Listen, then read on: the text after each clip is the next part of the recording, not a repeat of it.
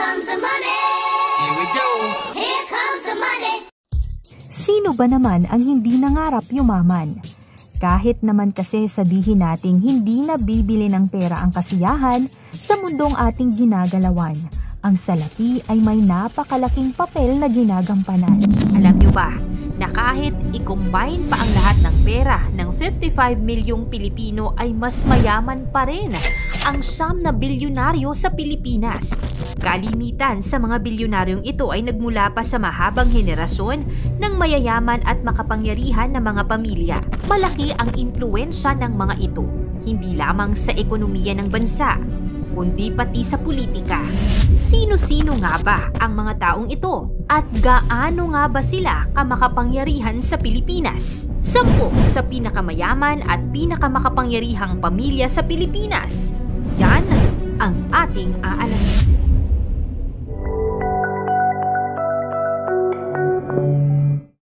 Pang-10, Consonji Family. Kilala ang Consonji family sa Pilipinas dahil sa kanilang malaking ambag sa sektor ng construction ng bansa sa pamamagitan ng DMCI Holdings Incorporated. Ito ay itinatag ni David M. Consonji noong March 8, 1995. Ang kanyang anak na si Isidro M. Consonji, ang president at chairman ng DMCI Holdings Incorporated, kasama ang iba pang mga kapatid ay may tumataginting na $2.9 billion net worth. Pang-10, Araneta Family. Ang Araneta family ay isa sa mga kilalang pamilya sa Pilipinas na may malalim na koneksyon sa negosyo at industriya.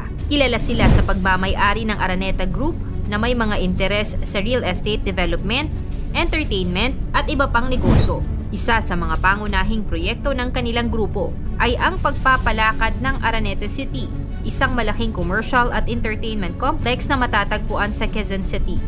Sa Filipino richest man noong 2020, sa edad na 80 years old, isa si George Araneta sa nahirang na may $220 million net worth.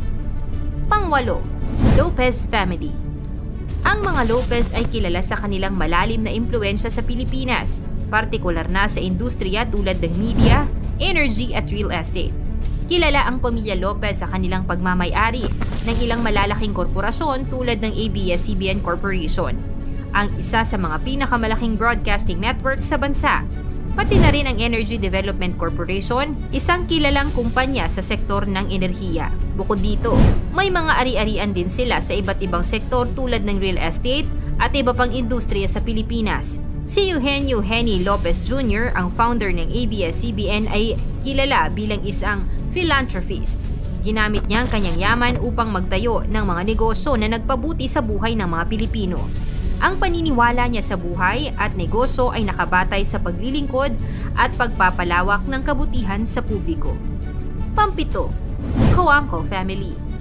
Ang angkan ng Coangco ay kasama sa pinakamakapangyarihan at impluwensyal na mga pamilya sa Pilipinas at isa sa mga nagpapalakas ng kontrol sa ekonomiya sa ilang mga bangko tulad ng Bank of Commerce at mga trade houses, lalo na sa kalakalan ng asukal. Sila ang may-ari ng Central Azucarera de Tarlac at Hacienda Luisita na nasangkot sa isyu noong 2004 tungkol sa pinakakilalang massacre sa kasaysayan.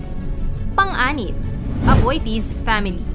Ang Aboitiz family ay isa sa mga mayayamang pamilya sa Pilipinas na may malalim na kasaysayan sa negosyo. Kilala sila sa kanilang mga interes sa sektor ng kuryente, pagkain at iba pang industriya.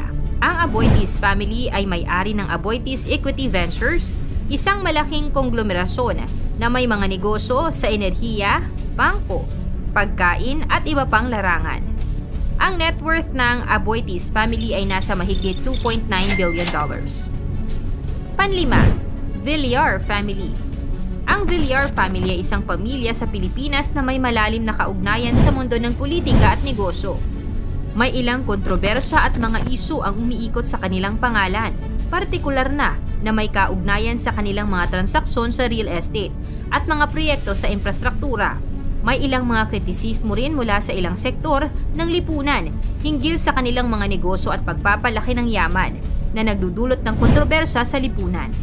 Bagamat may ilang programa sila na naglalayong makatulong sa mga mahihirap, may ilang mga grupong kumukontra rin sa kanilang mga layunin at motibo. Ang kanilang impluwensya sa politika ay nagdudulot ng iba't ibang opinyon mula sa publiko at may ilang nagtatanong tungkol sa kanilang tunay na motibasyon sa pagtakbo sa mga posisyon sa gobyerno. Ang kontrobersya at isyu na bumabalot sa kanilang pangalan ay nagpapakita ng iba't ibang perspektibo hinggil sa kanilang kontribusyon at impluwensya sa lipunan.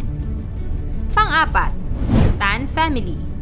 Ang pamilya Tan ay isa sa mga kilalang pamilya sa Pilipinas na may malalim na koneksyon sa negosyo at industriya. Kilala sila sa kanilang malaking impluwensya sa sektor ng negosyo, partikular na sa mga negosyo tulad ng bangko, real estate at pagmamanupaktura ng sigarilyo. Isang halimbawa ng kanilang negosyo ay ang LT Group na may interes sa iba't ibang sektor tulad ng pagmamanupaktura ng sigarilyo, pag-aari ng bangko at iba pang mga negosyo sa consumer goods. Nagsimula ang kanilang pamilya bilang isang simpleng negosyo na unti-unting lumago at naging malaking korporasyon sa bansa. Sa pamamagitan ng kanilang sipag, determinasyon at diskarte sa negosyo, nakamit nila ang kanilang kasalukuyang posisyon sa industriya. Pangatlo, Gokong Wei Family. Ang pangunahing negosyo ng Gokong Wei ay ang JG Summit Holdings. Isang malaking konglomerasyon na may interes sa iba't ibang industriya tulad ng pagkain, retail, real estate, aviation at iba pa. Malaki ang impluwensya at kontribusyon ng mga Gokong Wei sa ekonomiya ng bansa. Isa sa mga kilalang proyekto na kanilang sinusuportahan ay ang mga programa para sa edukasyon at pagpapaunlad ng komunidad. Ipinapakita rin nila ang kanilang suporta sa iba't ibang charitable institutions at mga proyekto na naglalayong tulungan ang mga mahihirap at nangangailangan sa lipunan. Pangalawa, Zubel de Ayala Family. Ang pamilya Zubel de Ayala ay kilala sa kanilang malawak na impluwensya sa Pilipinas, partikular na sa pamamahala ng Ayala Corporation, na may interes sa real estate, banking, telecommunications, water infrastructure at iba pang industriya. Marami ang negosyo ng pamilya Zubel, gaya na lamang ng Ayala Land Incorporated na nagde-develop ng mga proyektong residensyal at komersyal. Isa rin ang Bank of the Philippine Islands or BPI na isa sa pinakamalalaking bangko sa bansa. Sila rin ang may-ari ng Globe Telecom na isa sa mga pangunahing kumpanya sa sektor ng telecommunication sa Pilipinas. Noong 2020, naitala na nasa $2.9 billion ang net worth ng pamilyang ito. At una, C Family.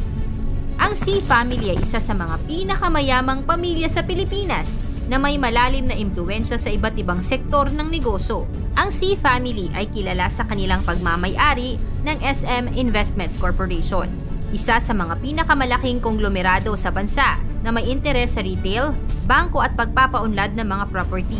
Bilang may-ari ng SM Investments Corporation, ang C Family ay may mga malalaking pag-aari na SM Supermalls, BDO Unibank, SM Prime Holdings, at iba pang mga kumpanya na may malawak na impluwensya sa ekonomiya ng Pilipinas. Ang kanilang tagumpay at kontribusyon sa negosyo ay nagpapakita ng kanilang mahalagang papel sa pag-unlad ng komersyo at industriya sa bansa.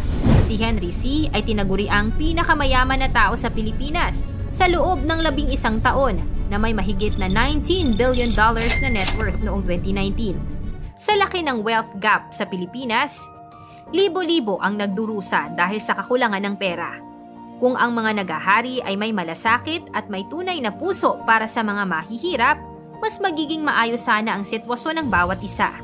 Ang kapakanan ng bawat isa ay mas mabibigyang pansin, di lamang ang pansariling interes ng mga nasa itaas. Sa mga nabanggit na mayayamang pamilya, sino ang pinakamaimpluwensya sa kasalukuyan? Ikomento mo naman ito sa ibaba. Paki-like ang video, i-share mo na rin sa iba. Salamat at God bless!